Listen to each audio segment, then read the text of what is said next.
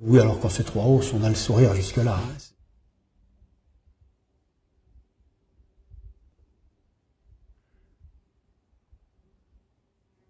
Pour le chauffage, on a opté pour un système par géothermie, parce qu'on est sous un climat qui quand même est relativement frais, on est à 500 mètres d'altitude, on est plus climat aveyronais que climat méditerranéen. Et ça nous semblait quand même assez important d'avoir un système de chauffage sans vouloir être à tout prix écologique et qui soit peu impactant en tout cas d'un point de vue environnement. Également d'un point de vue financier, hein, il ne faut pas non plus se voiler la face. Ça va ensemble, souvent, oui, contrairement à ce qu'on pense en plus. Et donc le système de chauffage par géothermie, c'est que l'on va chercher les calories dans le terrain, à 70 cm de profondeur. Pas énorme, 70 cm moins de 2 mètres. Sur une grande surface, hein, pour 200 mètres carrés chauffés, il y a 350 mètres carrés de capteurs dans le sol. D'accord. À 70 cm de profondeur, sous nos climats, il y a une température constante de 14 degrés. Le fluide qui circule dans le sol de la miellerie et dans le sol des capteurs est liquide à l'intérieur du bâtiment, gazeux à l'extérieur. Lorsqu'il sort, c'est un système de détendeur, il sort à moins 18 degrés, comme il fait 14 degrés dans le sol, à son entrée dans le bâtiment, il est à 14 degrés, on a récupéré gratuitement les calories comprises entre moins 18 et plus 14. Ensuite, un compresseur, même système qu'un frigo à l'envers, va comprimer le gaz pour le rendre liquide, le rentrer dans le bâtiment, et cette compression va en augmenter la température. C'est comme ça que ça chauffe.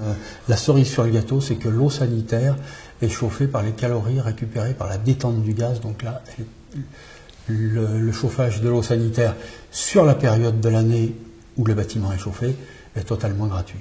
La transhumance des abeilles a en commun avec la transhumance des brebis qu'elle se fait en camion, et non plus. Avant, celle des brebis se faisait à pied, celle des abeilles, à mon avis, c'est rarement fait à pied. Mais en fait, la transhumance des abeilles, c'est tout simplement pour essayer de les mettre le plus longtemps possible dans l'année, dans des conditions optimales.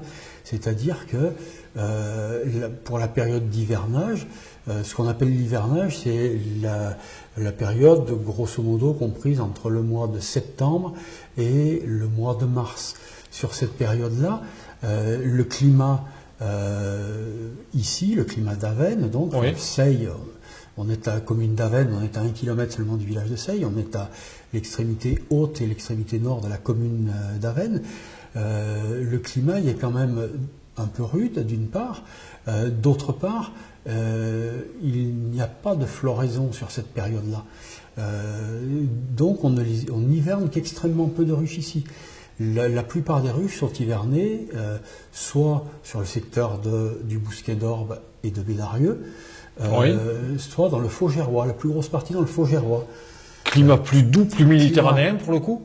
Climat méditerranéen d'une part, et d'autre part, floraison extrêmement tardive à l'automne avec l'inule visqueuse en septembre-octobre, et encore après ça, l'arbousier. L'arbousier qui a une floraison alors très variable en termes de date, hein, parce que l'arbousier a pour particularité d'attendre pour former le bouton floral les premières pluies importantes de fin d'été. Donc en fait, quand sous le climat qui était la règle générale il y a encore 30 ans, il y avait toujours quelques gros orages en été, notamment vers le 15 août. Puis après, le temps se détraquait, il y avait de l'eau, l'arbousier formait le bouton floral et on l'avait en fleurs début octobre, 10 octobre. C'est des conditions qu'on retrouve de temps en temps, mais de plus en plus on a des fins d'été sèches et l'arbousier fleurit très tard. C'est-à-dire que les abeilles le profitent pour elles, pour leur consommation, pour l'hivernage. Oui. Par contre, nous, on arrive de plus en plus difficilement à faire des récoltes de miel d'arbousier parce que c'est trop tard pour qu'elles montent dans la partie de la ruche qu'on appelle la hausse. Parce qu'il y a moins d'abeilles, hein, à partir du mois d'octobre, déjà la quantité d'abeilles commence à descendre. Alors au mois de novembre, c'est plus que 20 000 abeilles. La reine s'est arrêtée de pondre fin octobre, oui. ou courant novembre. ne redémarre sa ponte que maintenant. Là, ils ont dû commencer à redémarrer la ponte. Donc février, là, on est en février. Mi-février, les reines recommencent à pondre. Un œuf pondu le 15 février, ça fait une abeille qui naît le 7 mars. Il y a 21 jours. Il y a 21 jours de la ponte de l'œuf à la naissance de l'abeille, pour l'abeille ouvrière. Donc, jusqu'au tout début mars, on est à 20 000, des colonies de 20 000, voilà, et là, ça repart. Ça va repartir, mais au départ, très doucement. C'est une courbe qui va être exponentielle. Parce que au début, il va y avoir les naissances, les nouvelles naissances, mais il va commencer à y avoir la mortalité des vieilles. D'accord. De celle de l'automne précédent. Donc, pendant un certain temps, ça va s'équilibrer, puis ça va démarrer, et on va atteindre un pic aux alentours des 50 000, pour les meilleures colonies, 60 000 abeilles, fin mai. On peut avoir déjà du miel sur les colonies les plus développées fin avril avec la bruyère blanche. La bruyère blanche, elle va fleurir de la fin du mois de mars à la fin du mois d'avril, à peu près. Et du coup, là, pour rejoindre la transhumance des ruches, vous apportez les ruches dans un endroit où il y a de la bruyère blanche, c'est ça? Alors, de faugères ou de... Pour la bruyère blanche, non, puisque c'est sur leur site d'hivernage. La bruyère blanche est sur leur site d'hivernage. Donc, c'est les colonies qui seront le plus développées à ce moment-là qui vont pouvoir nous faire un peu de miel. On n'est pas encore sur le pic de population, donc on ne va pas y avoir des grosses récoltes. Et puis, comme toute mielée, c'est un peu capricieux, hein, c'est-à-dire que, en fonction des conditions climatiques, la sécrétion nectarifère va avoir lieu ou ne pas avoir lieu, être importante ou faible. Ça, c'est vraiment fonction. En fait, chaque lot de ruches qui est constitué à l'automne ou que l'on va reconstituer au printemps, parce qu'il va y avoir des mortalités, d'autres ruches qui vont pas être très belles, donc qu'on va remplacer par d'autres pour essayer de créer des lots un peu homogènes. Nous, on essaye de créer des lots approximativement de 60 ruches parce que c'est la capacité de notre camion. Tout simplement, c'est la capacité des camions, d'accord. Voilà. Donc on essaye de créer des lots un peu homogènes de 60. Par exemple, on peut essayer de suivre un circuit de transhumance, mais il y en a plusieurs. Il y en a plusieurs, par lot de 60. Il y a un circuit de 60 que l'on développe dans le Faugérois. Ça, c'est souvent des essaims que l'on a constitués dans le courant de l'été précédent. Par exemple, début août 2020, on a fait une série d'essaims dont un lot va être destiné à faire le miel d'acacia. Alors ce lot, on va le développer sur la mielée de bruyère blanche. Oui. Elles ont hiverné dans des ruchettes Sika, donc des petites ruches. D'accord. Elles ont hiverné là-dedans. On va les transvaser, les passer dans des ruches d'Ika, dans les agrandir. Et ce que l'on vise, c'est qu'elles soient presque à leur pic de population au 15 mai. Parce que au 15 mai, c'est le début de la floraison des acacias dans l'Ain. Ça peut paraître très loin. Oui. Le métier d'apiculteur, c'est un peu le métier de... Là, c'est la vraie transhumance, de Bédarieux à l'air. Là, j'ai pris le site de transhumance le plus loin. D'accord. Parce qu'en plus, c'est un site à plusieurs, sur lequel, on va avoir plusieurs mielés pour ce lot de ruches. Donc, on les a développés en visant le pic de population au 15 mai, en espérant que cette mielée démarrera au 15 mai. L'endroit où on amène les ruches dans l'Ain, c'est au sud de Bourg-en-Bresse, à Saint-Rémy exactement, c'est le nom du village. C'est vraiment la banlieue sud de Bourg-en-Bresse. Là, il y a des forêts d'acacias. On retourne toujours au même endroit, chez le même propriétaire. Hein, d'une année sur l'autre, on loue l'emplacement à un propriétaire. Combien de temps? C'est une paire de mois, la mielée? Eh ben, là, elles vvont y être du 15 mai au 20 juin. D'accord. Au 15-20 juin, ça va être un mois, mais ça pourrait être plus. Hein, Oui. Mais là, ça va être cette durée-là parce que donc on a ciblé cette mielée d'acacia, on y amène le lot de ruches. Une semaine après, on y retourne avec des hausses vides. Elles sont arrivées sur site avec un corps de ruches plein et une hausse vide. Entre les deux, on a mis une grille à reine, de telle sorte que la reine ne puisse pas passer, mais les abeilles, oui. Puisque la reine ne peut pas passer, la reine, elle est confinée en bas, Et par D'accord. conséquent, Ouais. les larves ne seront qu'en bas. Donc, le pollen, le couvain, tout ça, ça va rester en bas. En haut, elles ne pourront stocker que du miel.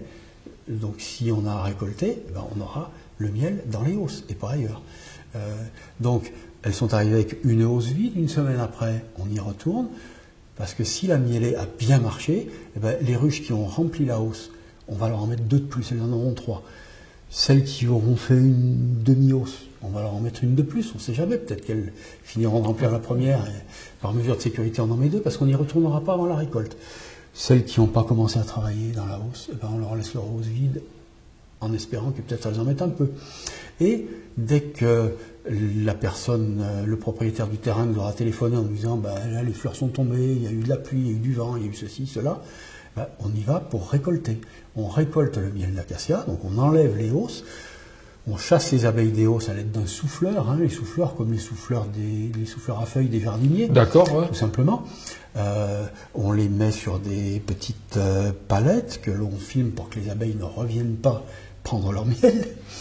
Et puis quand on a fini la récolte, eh ben, on repasse et à la grue, on charge nos palettes de ruches que l'on décharge ici pour extraction. Et ce même lot de ruches, là on se retrouve donc à la fin de la mielée d'acacia début juin, parce qu'il y a un décalage. L'acacia ici fleurit un mois avant par rapport à là-bas. Bien sûr, plus chaud. Mais donc on se retrouve, on a laissé une hausse vide sur la ruche, là-bas, pour qu'elles aient le volume par rapport au nombre d'abeilles. Et c'est des ruches que l'on va reprendre aux alentours entre le 15 et le 20 juin, parce qu'on va les amener sur le plateau de Valençol pour la mielée de lavande. Valençol, nord de Manosque, à l'est de Manosque. La durée de la mielée de lavande, c'est très... Enfin, comme un peu toutes les mielées, mais encore plus pour celle de lavande, c'est très fonction du climat de l'année, parce que la lavande refait du bouton floral tant qu'elle a de l'eau. D'accord. D'une part. D'autre part... pas qu'une seule floraison, il y a plusieurs floraisons par... Sur le même épi, épi, d'accord. Ça refait des boutons. Et des boutons qui font des fleurs. S'il y avait de l'eau indéfiniment, ça finirait par s'arrêter, mais ça s'arrêterait carrément fin juillet, quoi. Alors que très souvent, la mielée de lavande est terminée au 15 juillet, parce que les lavandiculteurs, qui ne la cultivent pas pour nos beaux yeux, l'ont coupée parce qu'ils ont peur de perdre en essence s'il y a des orages dessus après.